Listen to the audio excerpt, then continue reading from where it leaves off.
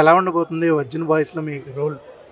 చాలా లేతగా మాత్రం చెప్పమాకండి. అయ్యో లేతగా కాదు, చాలా ఇంట్రెస్టింగ్ క్యారెక్టర్. అంటే నాకు తెలిసి థియేటర్లో గట్టిగా ఎంజాయ్ చేసే క్యారెక్టర్ నాది ఉంటుంది అనుకుంటున్నా. అంటే ఓవరాల్ మూవీ బాగుంటుంది, అన్ని క్యారెక్టర్స్ బాగుంటాయి, బట్ పర్సనల్గా నా క్యారెక్టర్ నాకు బాగా ఇష్టం. ఓకే, టైటిల్ చెప్పి మీకు స్టోరీ లైన్ చెప్పారా, లేకపోతే స్టోరీ లైన్ చెప్పాక టైటిల్ చెప్పారా?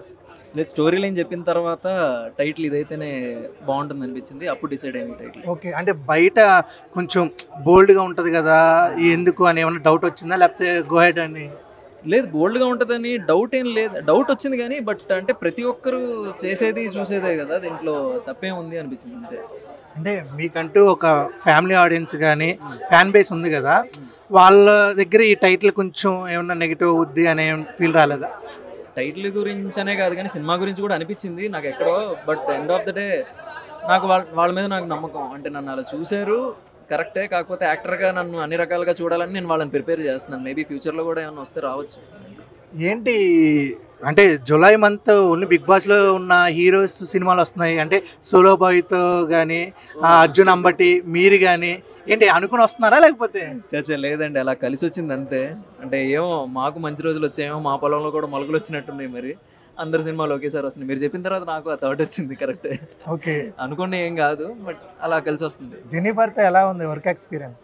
యా నైస్ అండి, బాగుంది. తనకి తెలుగు నేర్పించుకుంటూ ఆ వచ్చిరాని తెలుగుతో తంటాలు పడుతూ చేసాం.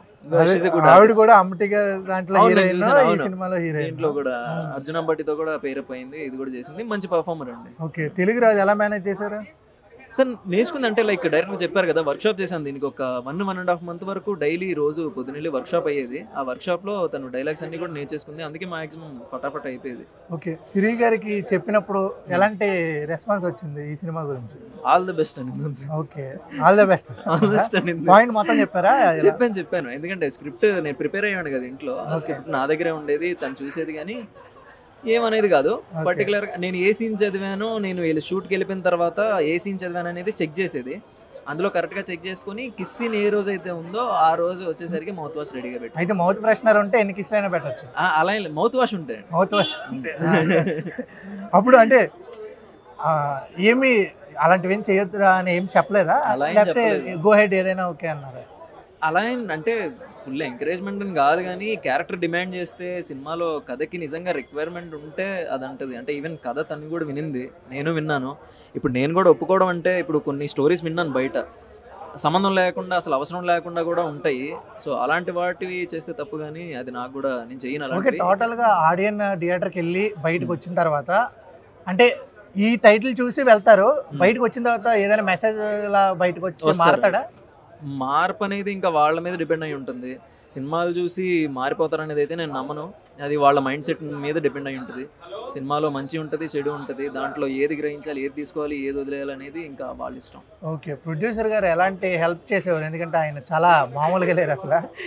ఆయన హెల్ప్ అంటే మెంటల్ హెల్ప్ బాగా చేస్తారు అందరికీ. ఎందుకంటే ఇప్పుడు ఎవడైనా డిప్రెషన్లో ఉన్నాడు, లేకపోతే డల్గా ఉన్నాడు అంటే ఆయనతో ఒక 10 నిమిషాలు మాట్లాడంటే చాలు, మనిషిని ఫుల్ పాజిటివ్ చేసేస్తాడు ఆయనలాగా. ఓకే, ఇప్పుడు థియేటర్లకి జనాలు రావట్లేదు, ఎలాంటి పబ్లిసిటీ చేయబోతున్నారు ఈ సినిమాకి? పబ్లిసిటీ ప్రత్యేకంగా అవసరం లేదు నాకు తెలిసి.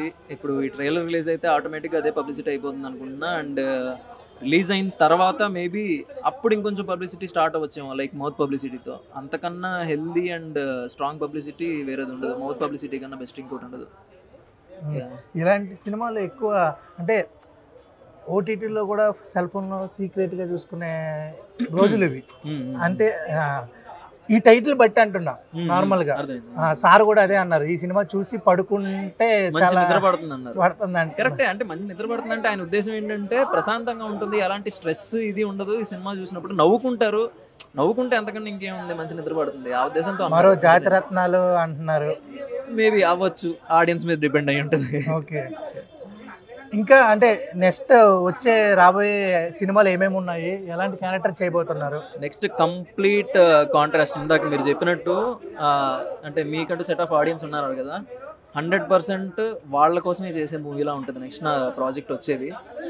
మోస్ట్లీ ఓటీటీ రిలీజ్ ఉంటుంది, టైటిల్ అవి కూడా ఇంకా రివీల్ చేయలేదు. మోస్ట్లీ నెక్స్ట్ మంత్ నుంచి ప్రమోషన్స్ అవి స్టార్ట్ అవ్వచ్చు. ఎవరు ఫేవరెట్ హీరో ఎవరు మీకు? ఎన్టీఆర్, జూనియర్ గారు. ఓకే, ఆల్రెడీ ఆయనతో చేస్తారు. ఎవరితో? జూనియర్ ఎన్టీ గారితో, జనతా గారి దాంట్లో. నేను చేయలేదండి బాబు. అవునా? నేను చేస్తే ఇంకేమైనా ఉంది. ఓకే సరే నెక్స్ట్ అంత అదృష్టమా?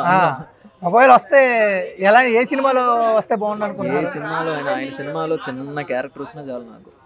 ఎన్టీఆర్ గారి సినిమాలో. ఓకే హీరోయిన్ హీరోయిన్ సమంత గారు. టోటల్గా ఆడియన్స్కి ఏం చెప్తారు? జూలై 11th మా సినిమా చూడండి అని చెప్తాను. థ్యాంక్ యూ థ్యాంక్ యూ అన్న. Thank you so much.